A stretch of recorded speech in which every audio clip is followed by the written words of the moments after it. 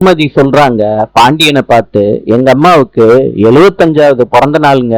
சுமதியோட அம்மா முத்துவேல் வீட்டுல இருந்துகிட்டு சொல்றாங்க, என் மகளுக 3 பேரு மகன்னு இங்க எல்லாரும் சேர்ந்துதான் என் பிறந்த நாளை கொண்டாடணும். சக்திவேல் சொல்றாரு, அம்மா அப்படி ஒரு விஷயம் மாத்திரம் நடக்கவே கூடாது. சக்திவேலோட அம்மா எந்திரிச்சு போயிடுறாங்க இதை கேட்டதும். கோமதி கிட்ட பாண்டியன் சொல்றாரு, உங்க அம்மா பிறந்த நாள் அன்னைக்கு நம்ம எல்லாரும் போறோம், கோயில்ல ஒரு அன்னதானம் போட்டு விட்டுருவோம்.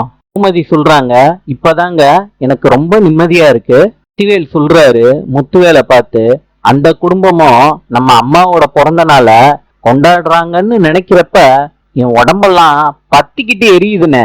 மீனாவை பார்த்து ராஜி கேக்குறாங்க, என்னக்கா ரொம்ப டல்லா இருக்கீங்க?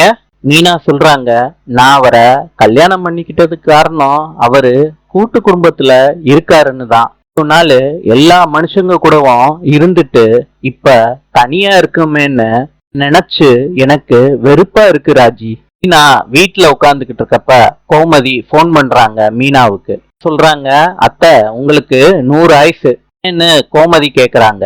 சொல்றாங்க, அத்தை இப்பதான் உங்களை பத்தி யோசிச்சுக்கிட்டு இருந்தேன். கோமதி கேக்குறாங்க, மீனா நீ சாப்பிட்டியா? மீனா சொல்றாங்க, இப்பதான் செந்தில் சாப்பாடு வாங்க போயிருக்காங்க. கோமதி கேக்குறாங்க, ஏன் வீட்டுல சமைக்கலையா? சரிதான் மீனா, இத அடுக்கி வச்சிருக்க மாட்டீங்க, அப்புறம் எங்க இருந்து சமைக்கிறது? போயிட்டு வீட்லயும் வந்து சமைக்கணும்னா யாரால முடியும்? சொல்றாங்க, அத்தை ஐ மிஸ் யூ. கோமதி சொல்றாங்க, நானும் தான் மீனா. கோமதி கிட்ட போன்ல பேசிக்கிட்டே இருக்காங்க, சந்தோஷமா இருக்காங்க. நாளை சந்திப்போம்.